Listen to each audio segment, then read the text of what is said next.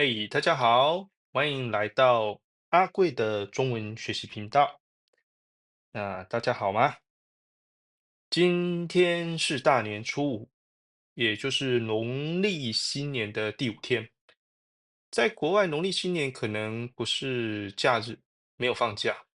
在台湾，这是一个非常重要的节日。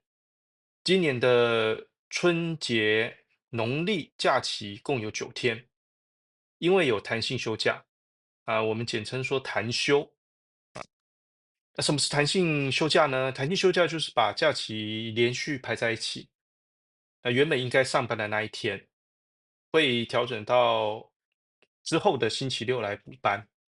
因此这次的连假结束后，2个星期后的星期六，我们就需要补班上班。那今天我们要谈的主题是你平常在家做饭吗？平常在家做饭吗？那你平常所谓的平常是指平日平日啊，像我早上会烤面包，但烤面包不算是做菜，做菜通常指的是比较复杂的料理，比方说番茄炒蛋，那这道菜就是把番茄和蛋炒在一起，不同地区、不同的家庭做法可能不一样。有人炒的偏甜，会加糖；有些人就会放多一点盐，味道比较咸；有些人会加葱，有一些人会加一些鸡粉所以有些人会加高汤，让味道更浓一点。那味噌汤这一道很简单的汤，只需要准备味噌搅一搅，加贡丸或豆腐，煮一煮就可以了。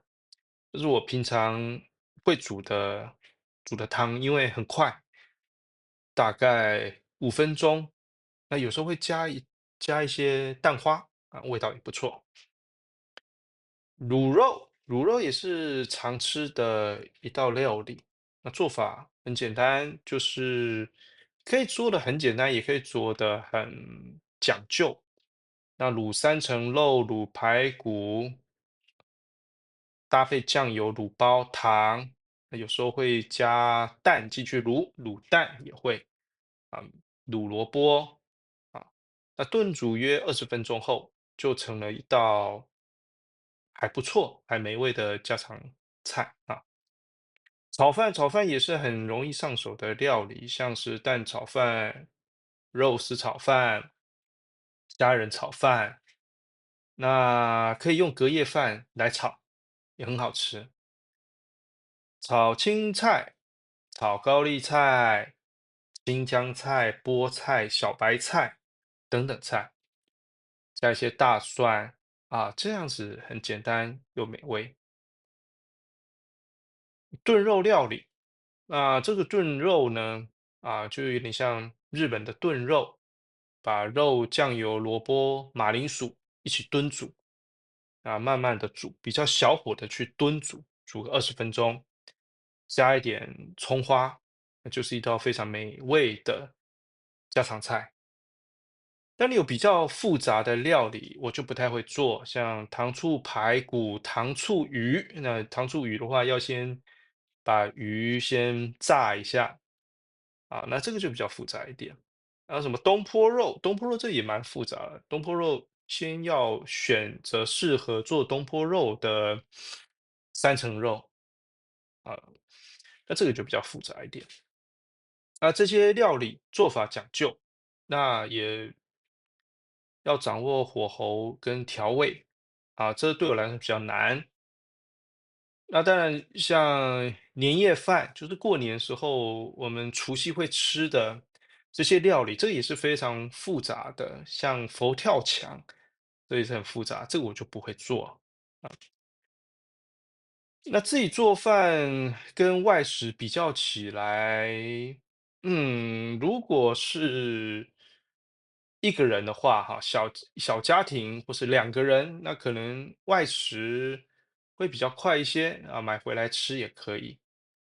那有些人会选择外食，因为外面的餐点餐厅它口味当然是做的比较好，但价格相对比较贵，可能吃一道饭呢，可能要500、600元台币。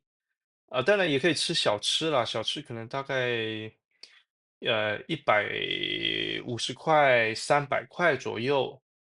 那自己煮可能100块、200块勉强就可以搞定了。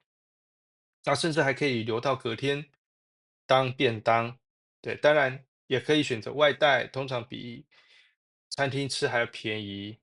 那这自己做饭的好处就是健康，控制油、控制盐、控制调味料。因为外面呢，为了好吃，油、盐它都加比较重一点，也比较卫生也比较省钱。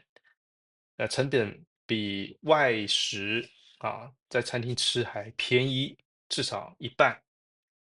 好，那今天大概聊到这边，所以今天话题就是你平常会做饭吗？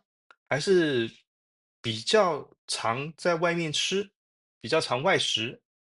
那欢迎留言告诉我你的习惯。那谢谢大家收看，下次见，拜拜。